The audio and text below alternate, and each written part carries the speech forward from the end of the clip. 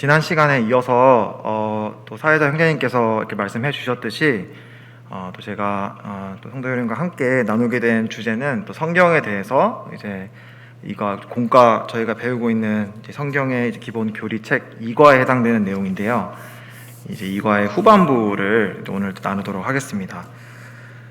지난 시간에 나눴던 내용을 이제 간단하게 말씀을 드리면 지난 시간에는 이제 성경이라는 이제 우리가 이렇게 우리 손에 쥐어지게 된 마치 이렇게 한 권으로 되어 있는 것처럼 보이는 이 책이 사실은 이제 66권의 책으로 되어 있고 각각의 66권의 책이 하나님의 감동하심으로 하나님의 영감으로 하나님께서 택하신 사람들을 통해서 기록하게 하신 하나님의 권위의 말씀이다라는 부분에 대해서 지난 시간에 말씀을 드렸습니다.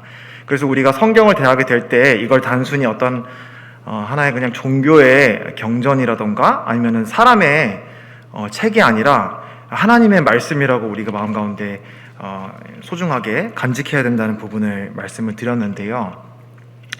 지난 시간에 말씀드린 이 정경, 이제 정경으로 이제 인정받고 이제 승인되는 과정 가운데 이 정경이라는 주제가 결국은 성경이 얼마나 권위 있는 말씀인가, 결국 이제 성경, 하나님의 말씀의 권위에 대한 부분에 좀 초점을 맞춘 주제라고 한다면 이제 오늘 다루게 될 주제는 이제 하나님의 말씀을 어떻게 해석하느냐, 해석에 대한 부분을 오늘 다루고자 합니다.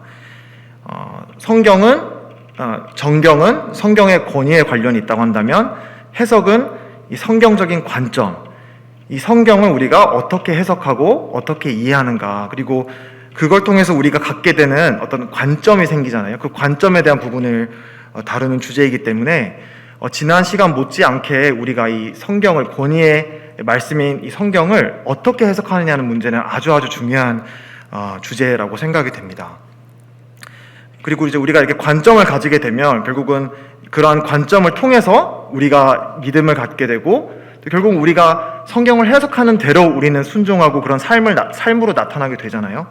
그래서 이런 성경의 해석이라는 것은 전혀 어떤 좀 학식적이거나 학문적이거나 어떤 이론적인 문제뿐만이 아니라 사실은 우리의 실제 생활과도 아주 밀접한 그런 교리 또 가르침이라고 생각이 들어집니다. 다만 이제 이 성경 해석이라고 했을 때 이 주제가 참 너무나 방대하더라고요. 결국은 이 66권의 책 하나하나를 다 어떻게 해석하느냐는 주제를 결국은 다루어야 되고, 제 자신도 사실은 평생 동안 이제 앞으로 어떻게 이 성경을 읽고 해석하고 또 삶 가운데 순종할 것인가, 이 부분은 저한테도 사실은 과제이고, 또 수많은 또 이런 경건한 또 그리스도인들, 또 이런 성경학자들이 다 통일된 그런 또 해석의 방법을 가지고 있는 건 또 아니다 보니 이 짧은 시간에 제 자신이 부족한 사람이 이걸 다 어떤 정답처럼 말씀드리기는 어려운 부분이 많은 것 같아요. 다만 이 교재를 통해서 말해주고 있는 우리가 그리스도인이라고 한다면 마땅히 성경을 어떻게 읽고 해석해야 되는가라는 부분을 또 나름 또 공부하고 또 이렇게 읽고 느낀 점에 대해서 또 주어진 시간 동안 나누도록 하겠습니다. 성경을 해석한다라고 했을 때 사실은 제일 처음 떠올랐던 본문은 그 사도행전 8장에 있는 이제 잘 알고 계실 내용일 텐데요. 그 내용이 떠올랐어요. 사도행전 8장 혹시 있으시면 오늘 이렇게 주제들이 이렇게 표현들이나 조금 좀 학문적인 표현들이 좀 많이 나올 수도 있을 것 같아요. 이렇게 해석의 원칙들이 나오고 이제 그럴 때마다 또 제가 최대한 이렇게 알기 쉽게 풀어서 설명을 드리도록 할 텐데, 그리고 중간중간 이렇게 말씀을 찾아서 말씀을 드리도록 할 텐데, 좀 번거롭더라도 성경을 같이 찾아가면서 한번 우리가 성경을 어떻게 해석해야 될지 한번 살펴보면 좋겠습니다.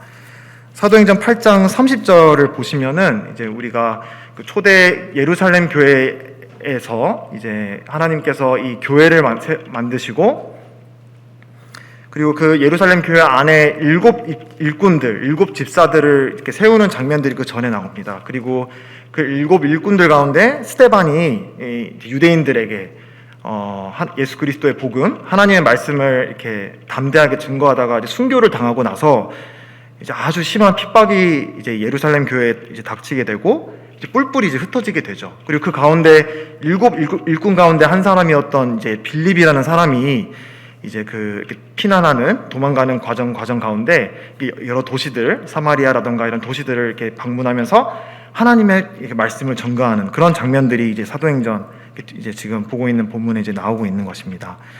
그런데 이제 전도자 빌립이 이제 하루는 성령님께서 그 마음을 인도하셔서 그 예루살렘에서 이제 나와서 이제 에디오피아로 향하는 어느 에디오피아 황관을 성령님께서 이렇게 만나게 하시거든요.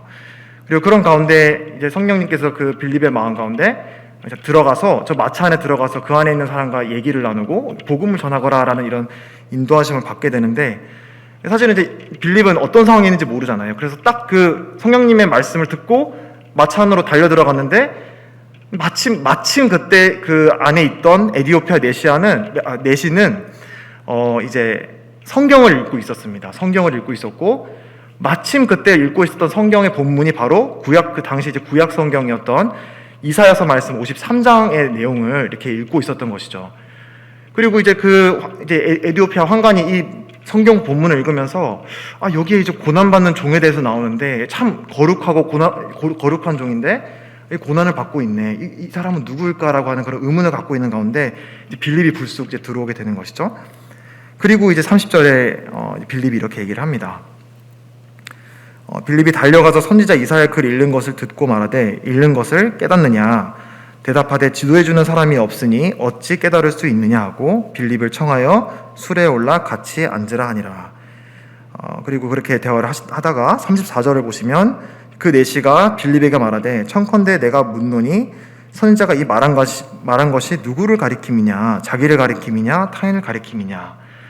이렇게 이제 이런 질문을 받고 나서 빌립은 옳거니 하고 이제 이사야 53장에 나오는 이 바로 고난받는 종이 주 예수 그리스도라는 사실을 증거하고 또 그것과 함께 이 내시에게 복음을 증거하게 됩니다. 그리고 우리가 잘 아는 스토리 같이 아주 아름다운 스토리가 우리가 이렇게 보게 되죠. 그래서 이제 구원을 받고 또 침례를 받게 되는 그런 모습을 보게 되는데요. 여기서 이제 이 에디오피아 내시가 던졌던 이 질문, 이 성경에서 이 성경 본문에서 가리키고 이 자가 누구이냐라고 이렇게 질문을 했는데 바로 이것이 이렇게 성경을 진중하게 해석하고자 하는 사람이 마음 가운데 품게 되는 이제 질문이라고 생각을 합니다.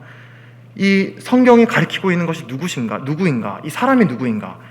이 말씀이 의미하는 것이 무엇인가? 이거를 깨닫게 해주는 사람이 참 필요하겠다라고 하는 이런 어떤 우리의 마음도 이제 성경을 읽다 보면 생기게 되는데, 바로 그러한 필요로 인해서 우리가 이제 성경을 어떻게 해석하느냐라는 사실이 참 중요하다는 것을 이렇게 우리가 알 수 있는 그런 성경 본문인 것 같습니다.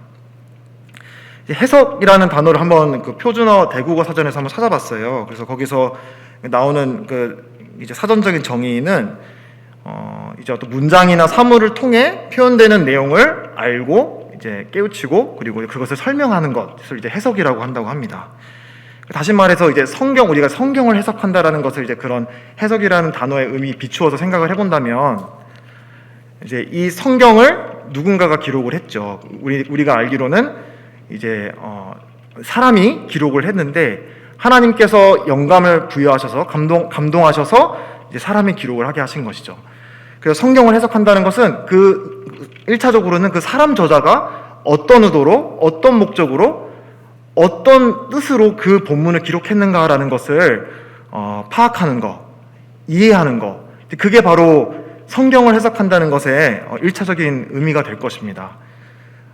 그리고 또 우리가 이제 오늘 배우는 이제 이 교재에 따르면은 궁극적으로는 물론 이제 그 사람 저자가 생각하는 그런 의도도 물론 포함은 되는 것이겠지만, 결국엔 그것을 통해서 우리가 알고자 하는 것은 하나님께서 하나님의 계시된 말씀을 통해서 말씀하시고자 하는 게 무엇인가, 하나님의 의도를 파악하는 것. 가장 궁극적인 이 성경의 저자 되시는 성령님의 의도를 파악하는 것이 바로 성경을 해석한다는 것의 의미가 아닐까 생각을 합니다. 이제 해석이라고 하는 단어가 풍기는 뉘앙스는 좀 뭔가 이렇게 암호를 해독하는, 뭔가 좀 어려운 것들을 열심히 이렇게 풀어가는 그런 느낌을 주는 단어인 것 같아요. 그런데 이 저자가 또 많은 성경학자가 말하는 바로에 따르면은 사실은 우리가 해석해야 되는 그런 성경 본문은 아주 1차적으로 그냥 이해하면 되는 본문들이 많다고 합니다. 하나님께서는 지난번에도 이렇게 나누었지만은 계시의 하나님이십니다. 우리 겸손한 마음으로 하나님을 알고자 하는 사람들에게, 그리고 또 겸비한 마음으로 하나님의 뜻을 구하는 사람들에게 하나님 자신이 어떠하신 분인지를 나타내시기를 전혀 주저하시는 분이 아니시다. 그런 정말 겸손히 구하는 사람에게는 하나님이 밝히 보여주시는 하나님이시라는 그런 부분을 나누었었는데요. 이런 성경 해석을 우리가 생각할 때도 마찬가지인 것 같아요. 사실은 대부분의 성경은 그냥 있는 그대로 자연스럽게 이해하면은 사실은 그게 바로 하나님이 의도하신 뜻인 경우가 대부분이라고 얘기를 하고 있습니다. 이제 예를 들자면은 요한복음 3장 16절을 들 수 있을 것 같아요. 하나님이 세상을 이처럼 사랑하사 독생자를 주셨으니 이는 저를 믿는 자마다 멸망하지 않고 영생을 얻게 하려 하심이라.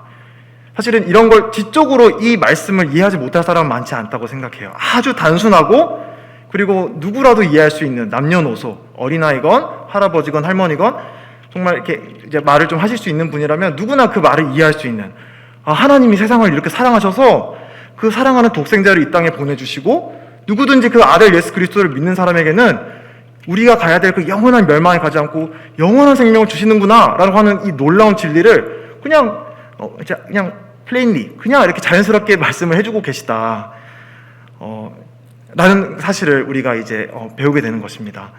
근데 그렇다고 우리가 이해하기 쉽다라고 해서 모든 사람이 이 말씀을 깨닫는 건 아니라고도 설명을 합니다. 어떤 사람들의 말에 따르면은 이 요한복음 3장 16절이 이 두꺼운 이 성경 66권의 창세기부터 요한계시록 전체의 메시지를 딱 한 문장으로 압축해서 한마디로 이제 요약한 것 같은 아주 심오한 진리를 담고 있는 말씀 구절이다라고 이렇게 묘사하는 그런 분도 있다라고 합니다.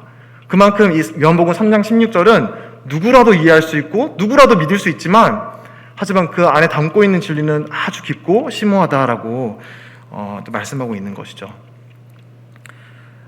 이렇게 평이하고 그냥 있는 그대로 받아들이면 해석이 되는, 이해할 수 있는 그런 본문들도 있는 반면에 물론 이제 해석이 어려운, 이제 우리가 흔히 난해 구절이라고 부르는 그런 이제 해석이 어려운 본문도 분명히 있다라고 말씀을 합니다.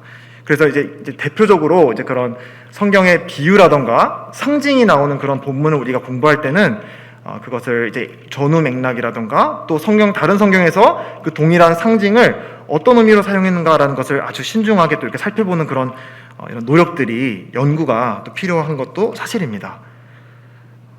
어쨌든 이렇게 있는 그대로 아주 자연스럽게 우리가 누구라도 이해할 수 있는 아주 단순한 그런 말씀 본문도 있고 말씀에 대한 해석도 있고 또 이런 비유라든가 상징과 같이 우리가 조금 어려움을 느끼는 그런 본문들도 있지만 어찌되었든 성경 해석이라고 하는 주제는 아주 우리들에게 중요한 사실이다라는 그런 메시지를 이 교재의 저자는 전해주고 있더라고요.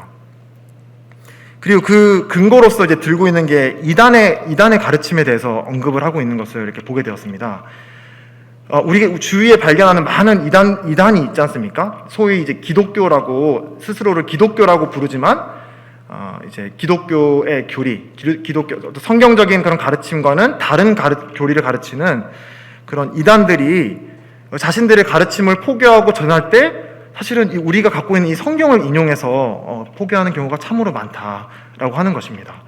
그래서 그들이 어떤 주장을 하고 어떤 가르침을 내세울 때 그 근거를 성경 구절로 사용한다라는 사실을 우리가 감안한다면 단순히 성경을 인용한다는 것 자체가 바른 해석을 보장해주지는 않는다는 것을 우리는 알 수 있는 것 같습니다. 그리고 또 저도 곰곰이 생각을 해보니까 지난번에 이 성경의 권위에 도전했던 최초의 우리 인류 사람도 마찬가지였고요. 또 우리 주 예수님께서 광야에 사탄으로부터 시험을 받으실 때도 마찬가지였고, 사탄은 이 말씀의 권위를 무너뜨리기 위해서 어떻게든 이 말씀을 무너뜨리려고 하는 이런 전략을 사용한다고 지난번에 말씀드렸는데, 그뿐만이 아니라 이 사탄은 왜곡된 해석을 하기 위해서 사탄조차도 성경을 인용해서 왜곡된 해석을 통해서 사람을 무너뜨리려고 하는 그런 전략을 사용한다는 것을 마찬가지로 그 주님이 광야에서 받으신 시험의 이야기를 통해 우리는 알 수 있는 것 같습니다. 그 광야에서 사탄이 두 번째로 했던 그 시험을 혹시 기억을 하시나요? 거기서 사탄이 예수님의 성전 위로 데리고 가서 이렇게 뛰어내려 봐라. 성경 말씀에도 천사가 날개로 이렇게 떠받쳐서 보호해 줄 거라는 그런 말씀 구절이 있지 않느냐라고 하는 이 신명기 말씀을 인용하면서 예수님을 시험하는 장면이 나옵니다. 그 사탄이 그러니까 우리를 어떤 광명한 천사를 가장해서 또 우리를 이렇게 공격을 하기 때문에 항상 이게 성경을 믿지 않게 하는 방법만 사용하는 것이 아니라 성경을 잘못 믿게 하는 방식을 사용해서 또 우리를 하나님으로부터 멀어지게 만들고 우리의 신앙을 무너뜨리는 그런 공격의 어떤 전략을 사탄은 예수님의 때에도 사용을 했고 지금 우리의 때에도 사용하고 있다라는 사실을 우리가 생각이 될 때 올바르게 성경을 해석한다는 사실이 얼마나 중요한가. 우리의 신앙을 지키고 또 주위에 있는 성도들의 신앙을 지키기 위해서는 우리가 그냥 성경이 하나님의 말씀이에요 그 이상으로 올바른 해석을 올바르게 이 성경을 해석하는 것이 참 얼마나 중요한가라는 사실을 이렇게 배울 수 있는 것 같습니다. 이제 해석에 대해서 이제 성경 해석에 대해서 이렇게 중요성에서 말씀을 드리는데 이제 뭔가 이제 해석 체계라는 말을 이제 쓰더라고요. 해석 체계.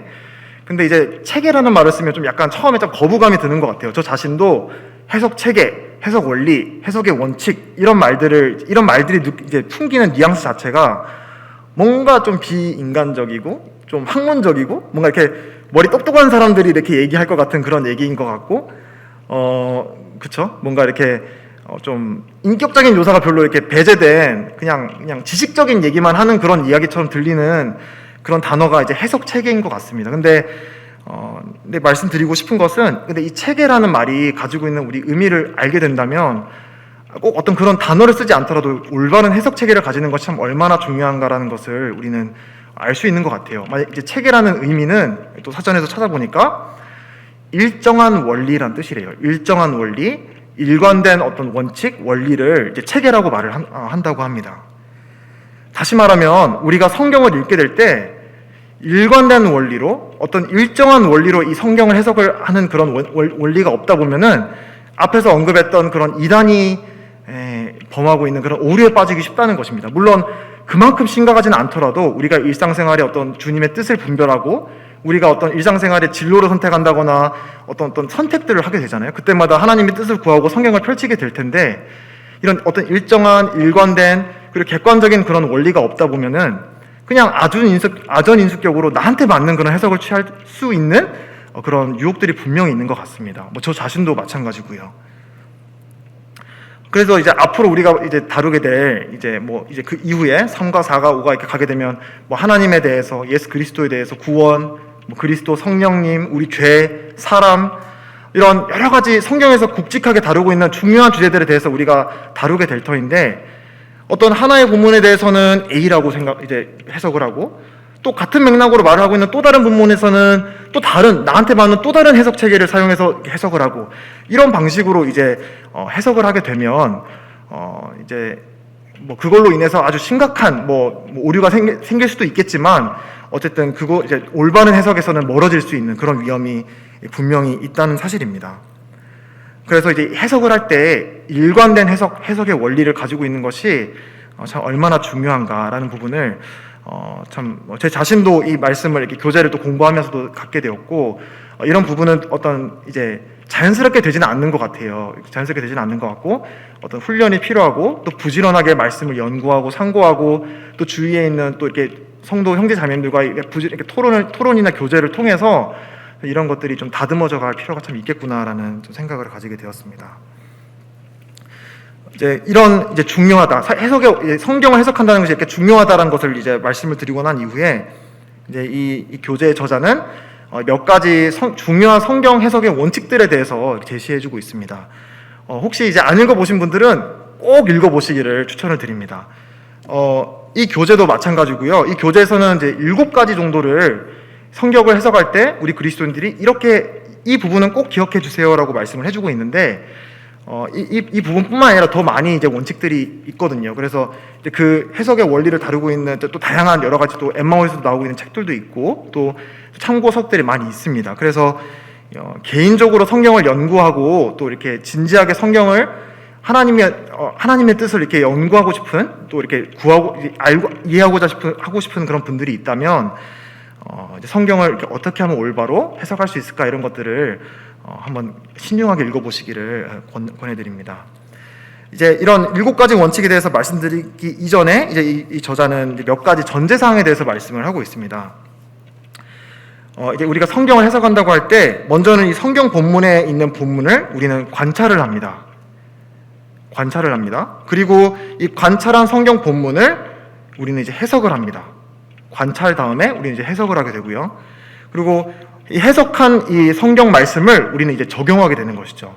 그래서 보통은 이 세 단계를 보통 우리가 개인적인 묵상의 시간을 가질 때도 그렇고 성경을 연구할 때 이 세 가지를 보통 나누어서 성경을 공부하게 되는데, 이 세 가지를 어쨌든 잘 구분해서 생각할 필요가 있다라고 이제 이 교재의 저자는 말하고 있습니다. 왜냐하면은 아까도 말씀드렸다시피 이 해석의 궁극적인 목표는 저자의 의도를 파악하는 것입니다. 저자의 의도를 파악하는 것인데, 결국 하나님께서는 어떤 말씀을 던져놓고 그냥 그걸 대하는 사람 상황마다 다 다른 의미로 해석되게 열린 결말로 말씀을 주시는 분이 아니라는 사실을 우리는 꼭 기억해야 된다. 다시 말하면 주님이 어떤 한 구절에 대해서 말씀을 하신 거면 그 궁극적인 하나님의 의도는 하나다라는 사실을 우리는 꼭 기억해야 됩니다. 물론 그걸 이제 우리 사람이 한계가 있기 때문에 내가 생각하는 해석이 다 옳다라고 말은 할 수 없지만, 적어도 하나님이 계시하시고 하나님 측면에서는 적어도 하나님의 의도는 한 가지의 의미를 염두에 두고 이 말씀을 주셨다라는 사실을 우리가 잘 기억하고, 그럼 하나님은 그 의도하신 한 가지 의미가 무엇일까라는 것을 이렇게 곰곰하게 생각해 가면서 말씀을 대해야 된다. 근데 이제 그것까지 무엇이 구별이 돼야 되냐면, 어쨌든 그 의미는 하나이지만, 근데 그 주어진 하나의 의미의 말씀에 대해서 그 말씀을 읽는 사람들이 겪고 있는 상황, 마음의 상태, 이런 건 다 다양하잖아요. 그 말씀에서 이제 도출이 되는 이런 원리라던가 하나님의 어떠하심이라던가 이런 일반적인 그런 원리들에 대해서는 이런 다양한 상황에 대해서 다양하게 적용이 될 수가 있다. 그래서 성경이 의미하고 있는 바는 하나이지만 적용은 다양하다라는 부분을 이제 성경을 해석할 때 먼저는 꼭 전제를 해야 된다라고 전하고 있습니다. 그리고 다른 한 가지는 성경을 해석할 수 있는 사람, 이제 해석이라는 말이 좀 이렇게 딱딱하게 들리신다면, 성경의 참 의미를 이렇게 깨달을 수 있는 사람은 거듭난 사람이다라고 얘기를 해주고 있습니다. 그리고 거듭난 사람이라고 다 올바로 해석하는 것이 아니라 이제 거듭난 사람이 그 마음속에 내재하고 계시는 성령님의 조명을 따라서 성령님을 의지하고 또 성령께서 마음에 비추어 주실 때만이 그 성경의 참 뜻을 이해할 수 있다라고 또 말씀을 해주고 있습니다. 이제 제가 앞으로 이렇게 7가지 정도를 원칙들을 말씀드리게 될 텐데, 기계적으로 7가지 이런 원리들을 그냥 기계적으로 적용한다고 다 올바른 해석이 되는 것이 아니라는 사실인 것입니다. 이게 하나님의 말씀은 참 그런 의미로는 참 신비로운 것 같아요. 그냥 지적으로 아니면 어떤 그냥 시스템적으로 그냥 기계적으로 한다고 다 이해되는 것이 아니라, 결국 이거는 하나님의 성령님의 감동으로 기록된 책이기 때문에 이 말씀을 올바로 이해하기 위해서는 이 말씀을 대하는 사람 마음 가운데 성령님이 그 빛을 비추어 주셔야만 그 말씀의 참 의미를 깨달을 수 있다. 이 사실을 우리가 결코 놓치면 안 된다. 그래서 우리가 어떤 말씀을 읽는다 할지라도, 내가 심지어 알고 있는 말씀을 다시 읽는다 할지라도, 성령님 내 마음 가운데 이 말씀의 참된 의미를 내 마음 가운데 비추어 주세요. 내가 이 말씀을 순종하고 싶습니다라고 하는 그런 마음으로 성령님께 간절하게 구하는 마음으로 성경을 대하는 자세, 이 해석자의 자세는 이런 어떤 그냥 이렇게 고자세로 내가 한번 이렇게 연구해 볼까 이런 것이 아니라 아주 겸손한 자세로 하나님의 말씀에 순종하는 그런 마음으로 대해야 된다라는 사실을 우리는 교훈으로 받을 수 있는 것 같습니다. 이제 그 뒷부분에 나오는 부분이긴 하지만 어쨌든 이 조명이라고 하는 단어를 이제 마음에 한번 좀 기억을 해두시면 좋을 것 같아요. 이제 이 성경이 기록되는 하나님의 측면에서는 하나님은 이 영감을 주시고 계시를 하셔서 이 말씀을 기록하게 하셨고, 이 기록된 말씀을 깨닫는 측면에서는 이 성령님의 조명을 통해서 이 말씀의 의미를 깨닫게 된다라는 것을 알아주셨으면 좋겠습니다.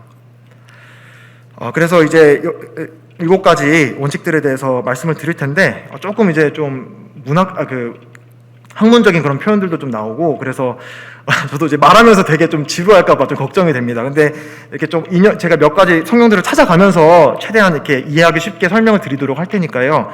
한번 따라와 주시면서 어떻게 하면 이 원칙들을 내가 이제 지금 성경을 읽는 내 생활에 어떻게 적용할 수 있을까, 이런 것들을 한번 고민하시면서 한번 들어주시면 감사합니다. 제일 먼저 이제 제시되고 있는 성경의 원칙은 성경 전체를 관통하는 진리를 추구해야 한다라고 이제 적혀 있습니다. 성경 전체를 관통하는 진리를 추구해야 된다. 조금 이제 표현이 어려울 수가 있는데, 이 교재 이제 앞 페이지에 보면 이제 그런 소제목들이 나옵니다. 이제 교리의 발전, 뭐 아니면 뭐 경륜 이런 단어들을 이제 앞에서 이제 설명을 했는데 이제 그게 무슨 말이냐면 지난 시간에 말씀드렸던 부분이랑 이제 이어지는 내용이에요. 그러니까 하나님께서는 우리 사람들에게 하나님을 계시하셨다고 하셨잖아요. 하나님의 어떠하심을, 하나님의 뜻을, 프로그램을, 하나님이 사람을 향해서 세상을 대해서 가지고 있는 이 뜻을 우리에게 계시하셨는데 그 계시하시는 방식 자체가 하늘에서 뚝 떨어져 그냥 이렇게 뭐 교리책 해가지고 딱 떨어지게 만든다거나 아니면은 뭐 신론 해가지고 하나님에 대해서 딱 모아서 주신 그런 방식으로 하나님이 계시하신 것이 아니라 그 긴 역사 가운데 하나님이 파편이 되는 이런 책들을 또 그 하나님이 택하신 그런 민족들의 상황에 맞게 하나님의 뜻을 계시하시고 하나님의 어떠하심을 또 이렇게 계시하시는 이제 그런 방식으로 이제 하나님이 점차 이렇게 하나님의 계시가 이렇게 확장되었다라고 하는 것이 이제 우리가 보통 계시의 점진적인 발전이다라고 하는 이제 그런 의미거든요.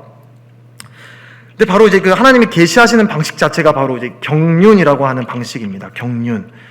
이제 또 다른 말로는 이제 세대라고도 말을 하는데 이제 경륜이라고 하는 이제 성경적인 의미는 어떤 일정한 기간 안에 하나님께서 사람을 다스리는 방식을 이제 경륜이라고 합니다. 이제 그 경자가 우리가 경영하다 할 때 그 경자거든요. 그래서 하나님은 바뀌시는 분이 아니시죠. 하나님은 훼손하는 그림자도 없으시고 항상 동일하신 분이시지만 하나님께서는 그분의 어떠하심과 그분의 영광과 뜻과 프로그램과 이런 모든 그분의 어떠하심을 사람들에게 계시해 나가실 때 바로 이 경륜이라고 하는 방식으로 계시해 나가셨다라는 것을 우리는 이해할 수 있습니다.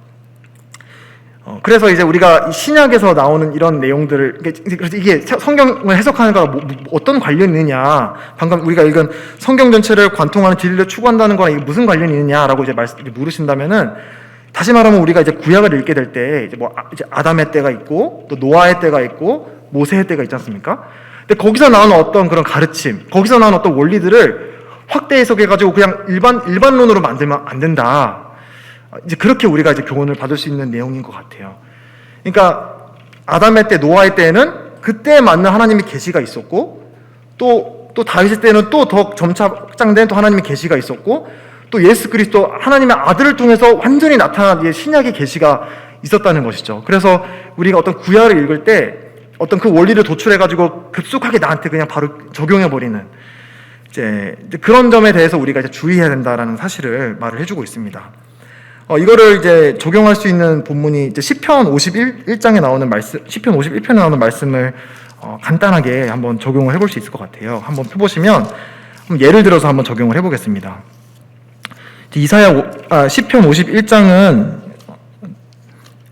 이제 다윗의 시입니다. 다윗의 시인데 다윗이 이제 밧세바의 아내 우리아의 아내 밧세바인가요? 우리아의 아내 밧세바 항상 헷갈리는데 이제 아주 범죄를 하고 나서 이제 어떤 기간이 지나고 나서 이제 하나님이 선지자를 보내시고 그 자신이 그 범한 죄에 대해서 깊이 이제 통감하는, 죄에 대해서 깊이 통감하는 이런 자복의 시가 사실 이제 시편 51편의 시인데요. 이제 51편 11절에는 이제 이런 표현이 나옵니다. 나를 주 앞에서 쫓아내지 마시며 주의 성령을 내게서 거두지 마소서라고 하는 그런 성경 구절이 나오는데 이제 이걸 하나의 예를 든다면은 다윗은 하나님이 이렇게 깨닫게 하시니까 죄를 이렇게 깊이 깨닫고 나서 이런 기도를 드렸구나. 그렇지, 우리가 죄를 이렇게 생활 중에서도 죄를 짓고 나면 이렇게 자백을 해야지. 다윗도 성령님이 떠나지 말아달라고 간절하게 기도를 했네. 그렇네. 그럼 나도 그러면 성령님이 내 안에서 떠나지 말아달라고 간절히 기도해야겠다. 예를 들면 이렇게 해석을 하고 삶에 적용을 한다라고 한다면은 이제 거기에는 이제 방금 말씀드린 이런 원칙의 어떤 오류를 이제 범하게 되는 것이다.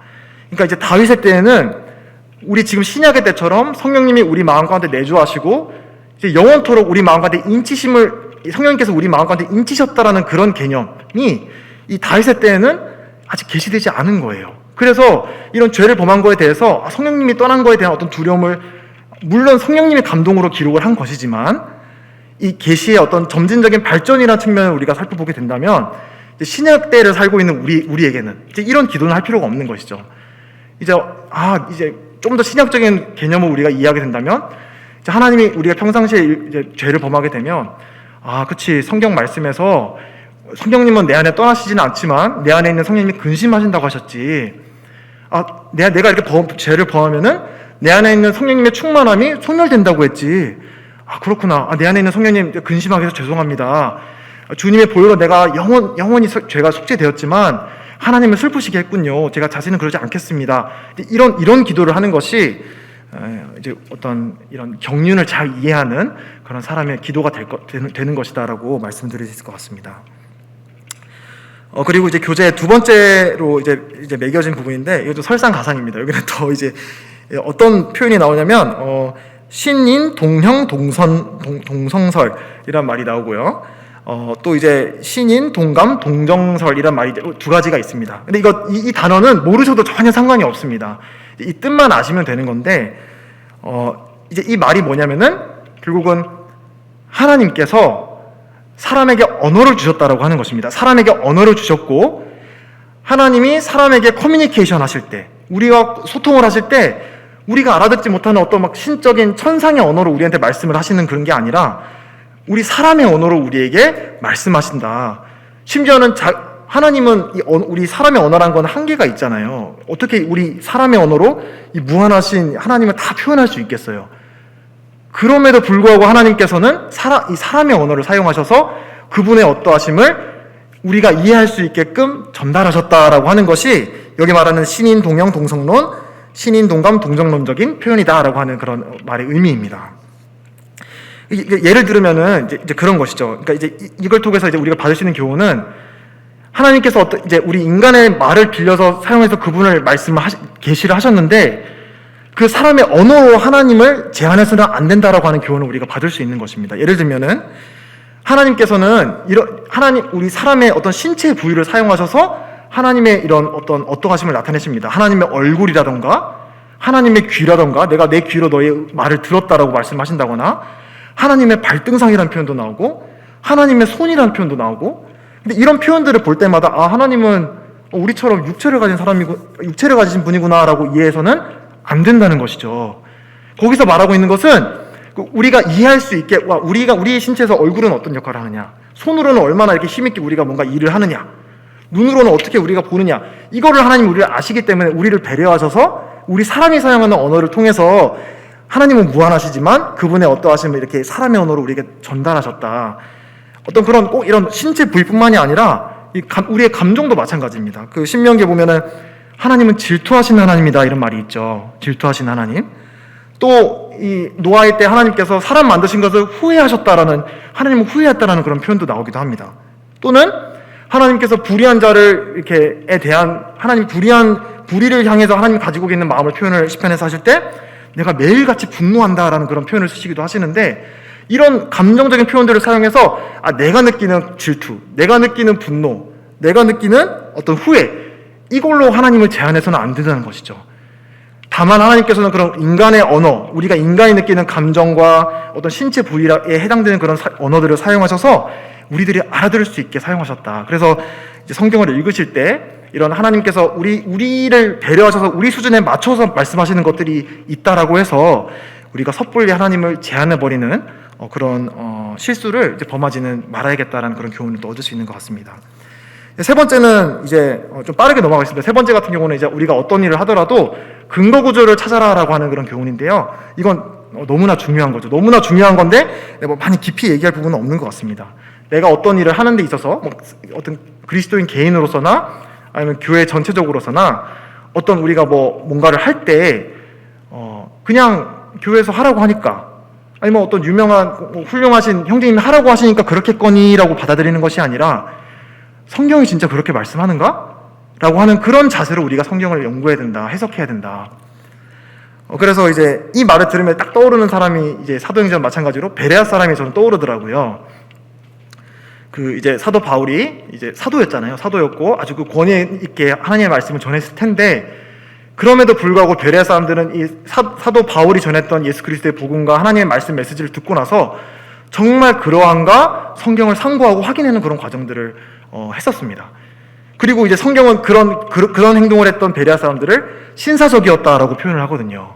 그래서 우리도 마찬가지로 신사적인 그리스도인이 되기 위해서는 그냥 훌륭하신 앞에서 강단에 서서 말씀하시니까 그렇겠다. 책에 그렇게 적혀 있으니까 맞겠지가 아니라 성경이 진짜 그렇게 말씀하는가 돌아가서 기도하는 마음으로 이렇게 판단해보고 이렇게 분별해보고 하는 과정들이 중요하다라는 사실입니다. 그리고 이제 다음으로 나오는 내용은 내용의 문맥과 역사적 배경을 살펴봐야 된다라고 하는 내용이 나옵니다. 이제 성경 해석이라고 하는 주제를 다룰 때 가장 중요한 한 단어만 꼽아라 이렇게 얘기를 한다면 저 같으면 문맥을 뽑을 것 같아요. 문맥. 이게 이제 성경 구절을 문맥을 빼고 이제 해석해 버린 순간 정말 상상의 나래로 말도 안 되는 그런 얘기가 나올 수 있거든요. 그리고 수많은 그런 아까 말한 이단적인 가르침들도 결국은 문맥을 빼놓고 딱 한 구절만 가지고 본인들의 입맛에 맞게 인용하기 때문에 이제 이단적인 가르침이 되는 것이고요. 그래서 우리가 이제 성경을 볼 때 그 내용면에서나 그 역사적인 배경면에서나 이 맥락, 흐름, 그 여러 가지 요소들이 이제 고려할 것들이 있겠지만 어쨌든 이 문맥이라는 사실을 꼭 유념하시면서 문맥을 통해 내가 이 말씀의 구절을 이해하겠다. 잘 이해가 안 되면은 그 전후 단락을 또 그 책 전체를 또 성경 전체를 비추어 가시면서 그 성경을 읽는 자세가 중요하다라고 말씀드릴 수 있을 것 같습니다. 그래서 이제 몇 가지 팁이 있다면 이제 그러므로라는 한 단어가 나오잖아요. 그러므로 따라서 뭐 영어 같은 경우는 therefore 뭐 이런 말들 thus 이제 그런 말들이 나오면 딱 일단 그때 멈춰서는 게 좋은 것 같아요. 딱 멈춰서시고 그러므로라고 하는 단어가 나오면은 이제 그 전후 단락을 보시면서 그 그러므로가 나오는 구절이 나오게 된 전 단락의 내용은 어떤 내용들이 있고 그 후에 단락에 있는 내용은 어떤 단락이 있는지를 잘 바라보시면은 조금 더 온전하게 하나님의 어떤 의도로 그런 말씀을 주셨는지를 이해하는 데 도움이 되시리라고 생각이 듭니다. 이 부분에 대해서는 이제 한 가지 또 예를 든다면 이제 빌립보서 2장 말씀을 이제 한번 펴주시면 감사드립니다. 그 빌립보서 2장 말씀에 이제 나오는 구절이 이 원칙을 한번 적용해 볼 수 있지 않을까 생각이 드는데요. 2장 12절입니다. 그러므로 나의 사랑하는 자들아 너희가 나 있을 때뿐 아니라 더욱 지금 나 없을 때에도 항상 복종하여 두렵고 떨림으로 너희 구원을 이루라. 두렵고 떨림으로 구원을 이루라? 이 말을 듣고 이제 예를 들면 이렇게 뭐 말씀하실지 뭐 성도님들은 안 계시겠지만 그런 의문이 생길 수가 있는 것이죠. 구원은 어떤 나의 행위라던가 사람의 의지나 뜻으로 구원받는 게 아니라 하나님의 은혜로 그리고 그 예수 그리스도를 믿는 믿음으로 받는 구원이라고 나는 알았는데 왜 여기서는 마치 노력인 것처럼 얘기를 하지? 라고 하는 어떤 의문점을 가질 수가 있는 것이죠. 예를 들면 이제 그런 이와 같은 그런 어떤 말씀을 우리가 맞닥뜨리게 될 때 바로 이제 뒤에 있는 구절이라던가 바로 앞 구절을 바라보게 되면은 이제 그런 이제 의문이 사라지게 되는 것이죠. 바로 그 뒷구절을 보시면 이렇게 말씀을 하고 있습니다. 너희 안에서 행하시는 이는 하나님이시니 자기의 기쁘신 뜻을 위하여 너희의 소원을 두고 행하게 하시나니. 이제 조금 더 이제 빌립보서 전체의 내용이나 이런 것들을 파악하게 되면은 결국 빌립보 교회가 어떤 처해 있던 상황이 있었고 그리고 그 어떤 문제적인 상황이 있었고 그 문제에 대한 해결책으로 사도 바울은 그 앞단락에서 얘기하고 있듯이 너희들이 그리스도의 마음을 품어야 된다라고 말을 해주고 있습니다. 그 그리스도의 마음은 하나님과 동등됨을 취하지 않고 철저하게 자기를 종의 형체를 가지고 비우신 겸손의 영, 겸손의 마음을 너희가 한가운데 품어야 된다. 그리고 이어지는 교훈으로서 너희가 삶 가운데 두렵고 떨리는 마음으로 이 죄의 영향력으로부터 너희를 올가매는 이런 겸손으로부터 멀어지게 만드는 이런 영향력으로부터 이제 구원에 가는 이제 성경에서 그래서 전체적으로 봐야 되는데 그래서 구원을 영원한 죄의 형벌로부터의 구원도 있는 반면에 우리가 날마다 살아가는 일단 성화로부터의 죄의 어떤 영향력으로부터의 구원이 있잖아요. 그래서 이제 그런 의미를 보게 될 때 하나님께서 우리 마음 가운데 소원을 두시고 하나님이 우리 마음 가운데 이 성화의 삶을 이루어 가시는 그런 의미로 여기서 구원이 사용되었구나라고 하는데 이해하는데 이 맥락을 살펴보게 되면 이제 어렵지 않게 그걸 이해할 수 있는 것이죠. 이제 그냥 단적으로 한 구절만 말씀을 드렸지만 이제 많은 성경 구절들을 이렇게 맥락 가운데 우리가 이렇게 읽게 되면은 해석하는데 큰 도움이 되시리라 생각을 합니다. 그리고 이제 5번하고 6번은 제가 이렇게 합쳐서 설명을 드릴게요. 이거는 이 부분도 사실은 저도 충분히 다 이해를 했다라고 생각을 하지 않는데요. 어쨌든 여기서 말하고자 하는 그런 요지는 일관된 해석 체계, 해석의 원칙을 견지해라라고 하는 부분이라고 생각이 듭니다. 그래서 아까 처음에 말씀드렸다시피 어떤 본문에 대해서는 이렇게 해석했다가 또 같은 어떤 맥락으로 이렇게 해석해야 되는 부분이 있는데 전혀 생뚱맞게 새로운 방법으로 해석하는 그런 부분을 조심해야 된다. 이제 그래서 나오는 이제 표현이 이제 영해라고 하는 표현이 또 나오는데 영해라고 하는 것은 어떤 사물, 뭐 어떤 인물, 사건, 뭐 이런 것들에 대해서 그거를 그냥 있는 그대로 문자적으로 해석하는 것이 아니라 어떤 영적인 의미로 도출하는 것을 이제 영해라고 하거든요.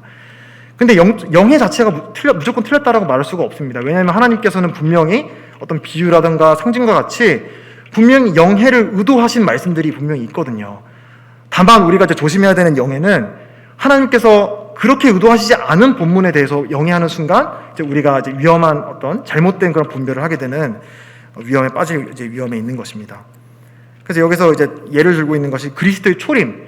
이 구약에서 말씀해주고 있는 우리 이 아까 고난받는 종에서 말씀드렸는데 이 예수 그리스도의 고난, 죽음, 부활, 승천 이런 것들에 대해서 예언을 했잖아요.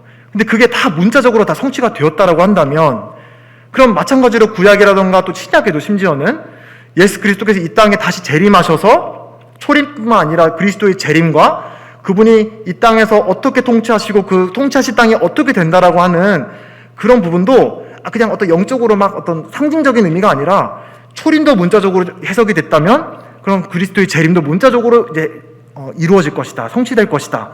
이런 어떤 일관성이 필요하다라는 이제 부분을 말해주고 있습니다. 그래서 이런 부분을 잘 우리가 구분하게 된다면 디모데 죄송합니다. 후서에서 말씀하고 있듯이 진리의 말씀을 잘 분별하라 하는 그런 사도 바울의 말이 있었잖아요. 분별하다, 나누다. 그래서 우리가 이런 것들을 잘 나누어서 하나님이 구별하신 것들은 우리가 구별할 수 있는 이런 어떤 분별의 안목을 우리가 가질 수 있다. 그래서 이걸 위해서는 우리가 어떤 일관된 어떤 해석의 체계, 어떤 해석의 원리들을 우리가 이렇게 가지고 있어야 된다. 그래서 어떤 이스라엘과 교회의 구별, 또 뭐 천년왕국의 문자적인 성취 이런 것들의 주제가 다 사실은 이 일관된 해석의 체계와 이제 관련된 주제인 거고요. 그리고 처음에 말씀드렸다시피 이제 이게 우리의 일상생활과 무관한 게 아니에요. 우리 교회에서 어떤 기도를 하느냐. 만약에 우리가 영적인 이스라엘이라고 생각하면은 하나님께서 이스라엘에게 약속하신 것들을 우리가 구하겠죠.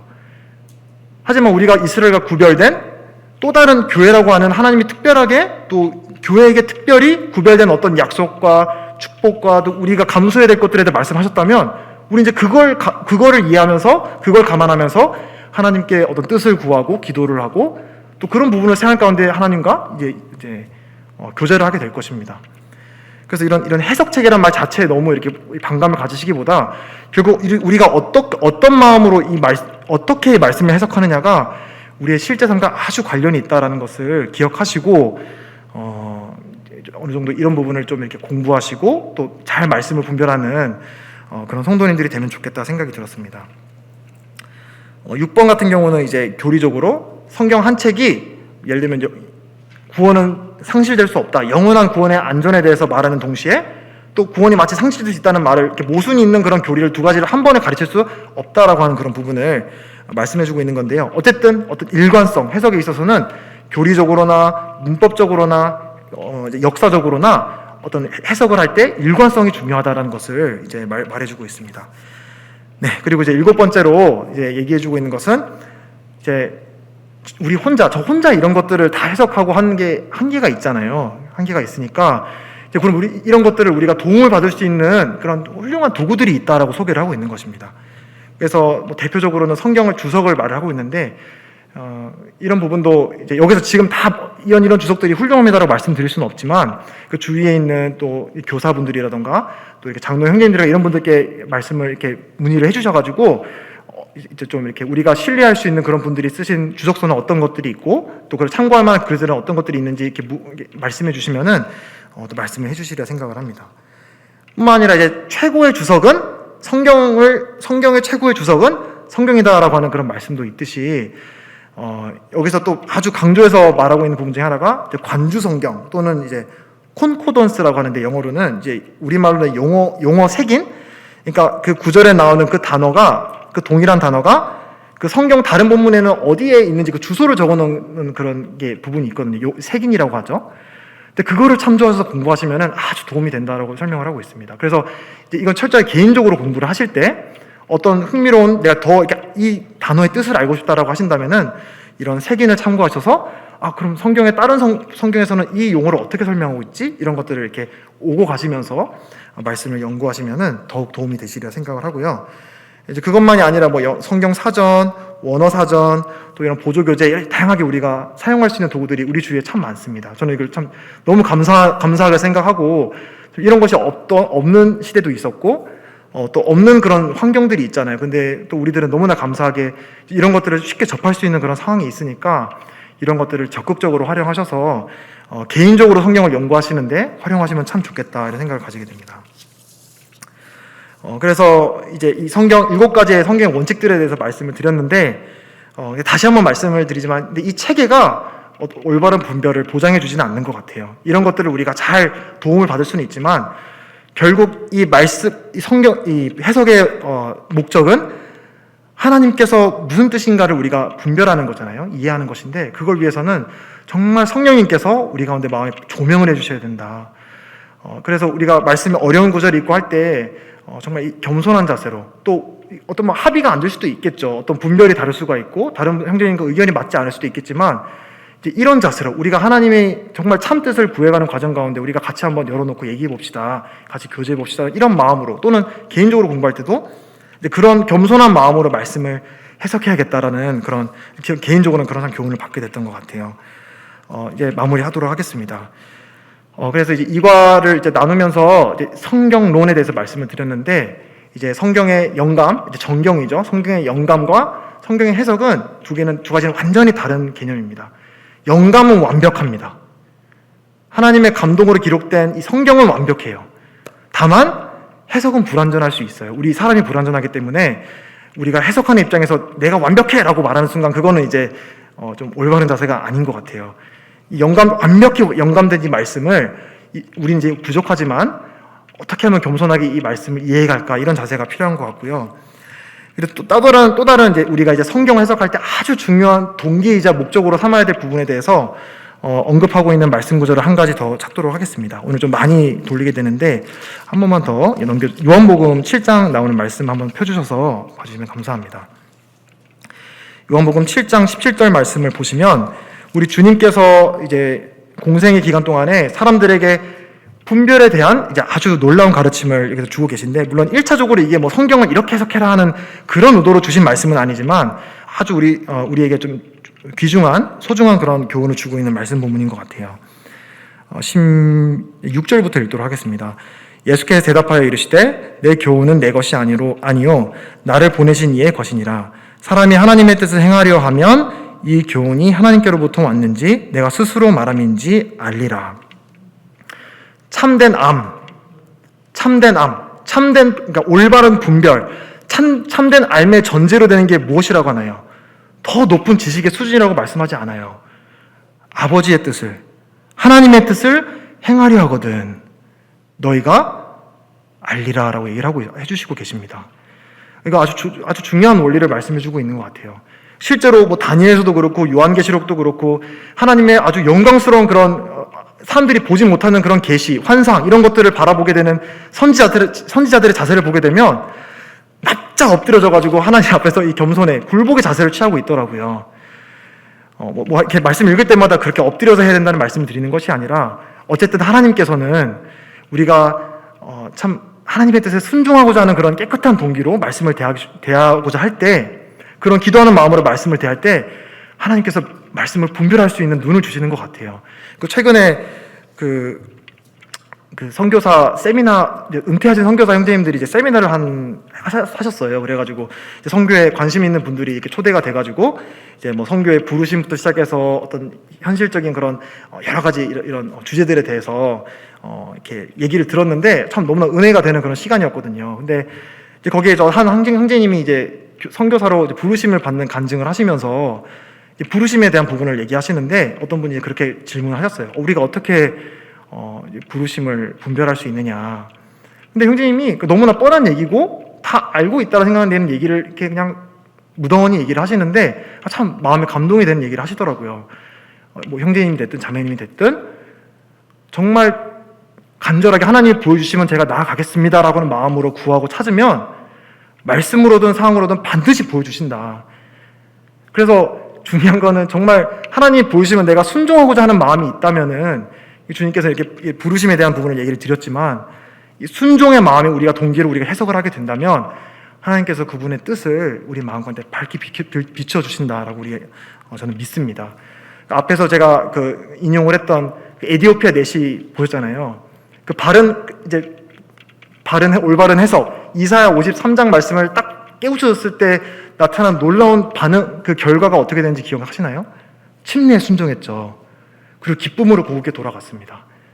바로 이 바른 해석은 이 순종의 동기가 되어서 일어날 뿐만 아니라 이 바른 해석이 이루어지게 되면은 올바른 결과로서 또한 순종이 나타나게 되는 것입니다. 그래서 동기도 순종, 목적도, 결과도 순종. 그래서 나 얼마나 내가 훌륭한 해석 체계를 가졌어 라고 자랑하기 위해서 우리가 이 해석을 배우는 것이 아니라 하나님의 뜻을 올바로 알고 거기에 순종하는 것. 그게 이제 바로 해석을 하는 목적이다라는 부분을 꼭 말씀드리고 싶었고요. 이제 아까 베레아인 그 부분도 참 우리가 꼭 기억을 해야겠다. 그냥 어떤 한 훌륭하신 분이 얘기했다고 해서 맹목적으로 따라가는 것이 아니라 정말 말씀이 그러한지 우리가 확인하는 작업. 그래서 저는 이제 이 강단 말씀만 듣는 것보다 성도 형제 자매님들 한 분 한 분께서 개인적으로 성경을 펴서 연구하고 또 말씀 묵상하는, 개인적으로 이렇게 연구하시는 그런 시간을 가지시면 참 이런 삶을 살아가는데, 이런 어두운 시기를 살아가는데 참 큰 힘이 되고 또 무기가 될 것이다라고 생각을 합니다. 조금 시간이 지났는데 조금만 더, 이제 한 가지만 더 나누고 내려가도록 하겠습니다. 한 가지 더 적극적으로 이제 추천드리고 싶은 거는 우리 교회에 있는 그 장로 형제님들이나 교사 형제님들을 적극적으로 활용하라. 이거는 제 경험으로도 아는 부분인데 적극적으로 이제 활용하라는 거를 이제 얘기 드리고 싶습니다. 제가 청년 때도 되게 이렇게 성경 읽다 보면 궁금하거나 꼭 성경이 아니더라도 이제 뭐 좀 궁금한 것들이 저는 이제 많이 있었거든요. 그래서 뭐 우리가 많이 할 수 있는 그런 질문들, 애기들은 죽으면 뭐 천국에 가요, 지옥에 가요, 뭐 조선 시대에 있던 사람들은 복음을 못 들은 사람들은 어떻게, 이런 여러 가지 좀 이렇게 좀 이런 질문들이 있었는데 그런 것들을 그때 교사 형제님들한테 보내고, 네, 지금 앞에 계시는 황기수 그때 보냈던 기억이 나고 이렇게 보냈는데 정말 성심성 있고 이렇게 다 답해 주시고 또 이렇게 말씀을 해주시더라고요. 그리고 또 이런 부분을 이 본문 한번 읽어보고 한번 묵상해봐라 이렇게 얘기를 해주시고, 그래서 또 우리가 주변에 이렇게 말씀에 또 이렇게 열정이 있고 또 많이 아시는 장로님들, 또 교사 형제님들이 계시니까 이런 분들을 또 적극적으로 또 활용을 해서 또 말씀 안에서 잘 무장이 되고 하나님의 뜻에 순종하는 그런 또 형제 자매님들이 되셨으면 좋겠습니다. 네, 그럼 기도하고 마치도록 하겠습니다. 아버지 하나님, 감사합니다. 이 시간 하나님의 말씀을 우리가 어떻게 해석해야 되느냐라는 부분을 또 이렇게 나누게 되었는데, 주님, 저희 성도 형제 자매님 한 분 한 분 마음 가운데 참 겸손히 하나님의 말씀을 대하는 자세를 좀 갖게 해주시고 하나님의 뜻을 좀 밝히 비추어 주셔서 이 땅에 살아가는 동안에 어떤 선택을 하든 하나님께서 기뻐하시는 그런 선택을 하는 그런 형제 자매님들이 되실 수 있도록, 또 우리 서울 북부교회가 될 수 있도록 주님께서 도와주시기를 간절히 기도드립니다. 또 이어지는 또 이 교리에 대한 공부 가운데서 주님 함께해 주시고 주님께 의탁을 드립니다. 이 모든 것 주 예수 그리스도 이름으로 기도드렸습니다. 아멘.